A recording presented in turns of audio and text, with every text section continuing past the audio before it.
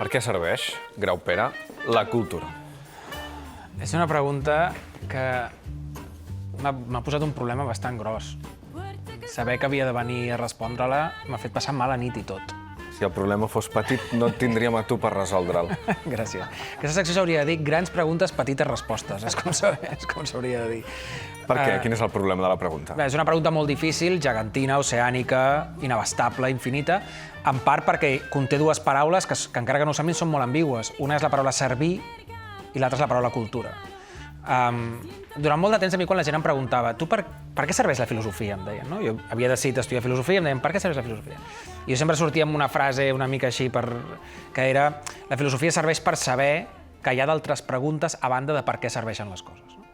Perquè em semblava que la pregunta per què serveix una cosa era una pregunta reduccionista, empobridora, que embrutia o envilia la tasca sublim que jo pensava que la filosofia o l'alta cultura havia de fer. No? Però alguna utilitat ha de tenir la cultura.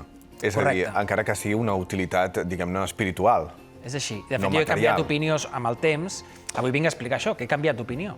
De fet, només que he canviat la paraula servir per una paraula una mica més refinada, podem dir quina finalitat té la cultura o quin ús es fa de la cultura.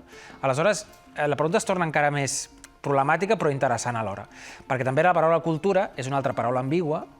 Si, evidentment, si considerem la cultura com una cosa natural, encara que sembli una paradoxa, en el sentit de que cultura és les pintures d'Altamira, menjar amb forquilla, la Capella Sixtina i fer-se una selfie, si tot això és cultura, aleshores per què serveix la cultura? Sembla que sigui una mena de sobreabundància del món material, que servir no serveix de res, no és que tingui una utilitat immediata, però que necessitem com una ebullició de l'ànima que ens fa conscients. Si és un producte de la consciència, és com una cosa, com una excreció de la pròpia consciència. Però en realitat...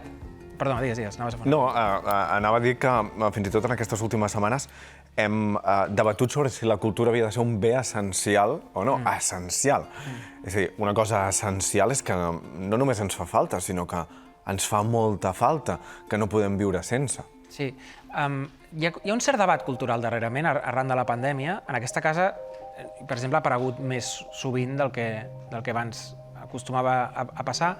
Jo vigilaria, però, per la gent de la cultura, de dir que és una cosa essencial, perquè les coses essencials són les coses sense les quals no es pot definir una cosa i, per tant, podria ser que no calgués la indústria cultural.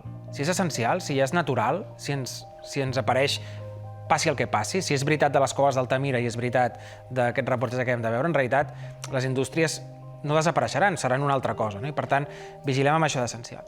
Però a mi el que m'ha fet canviar d'opinió, l'he portat, és aquest llibre, és un llibre del filòsof Abel Cotillas, que es diu Desànim de lucre, que te'l recomano molt.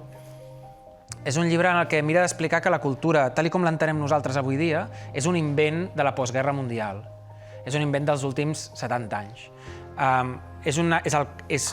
L'ús que se n'ha fet és, per una banda, durant molts anys va ser l'instrument de la guerra, com que no es podia fer una guerra física perquè anàvem a un holocaust nuclear, era la guerra de la cultura on es jugava el desànim, l'autoestima, el domini d'uns països sobre uns altres, l'imperialisme cultural que hem anomenat, no?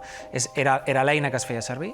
I després hem arribat nosaltres a un punt en el que la cultura predica un cert desànim sobre el món, un cert desànim sobre les possibilitats de la política, les possibilitats de la llibertat, les possibilitats de la vida col·lectiva, i en canvi treballa sobre idees de teràpia. La cultura serveix per edificar la teva personalitat, la cultura serveix per curar les teves ferides com a ésser. Tu trobes que la cultura predica un desànim?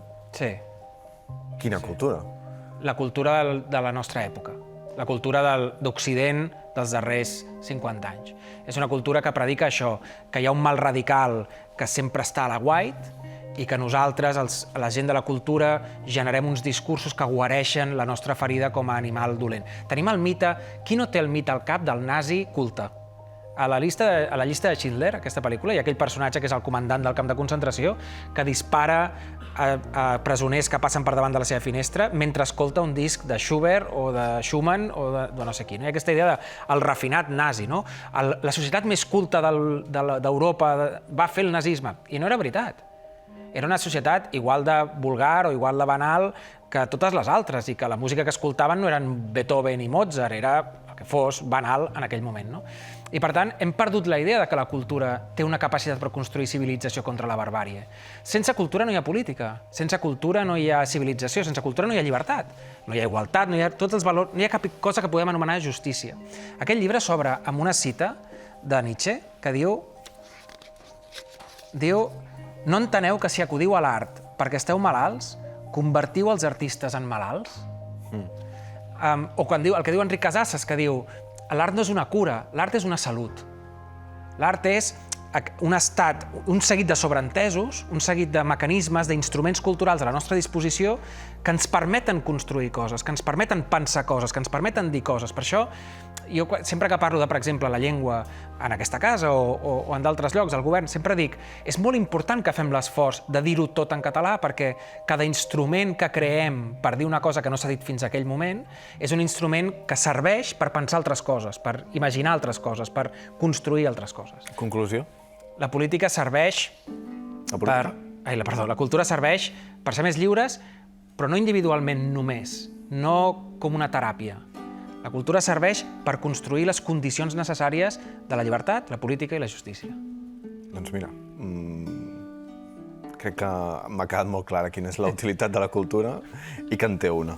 Gràcies, Grau. Gràcies a tu. Fins la setmana que ve.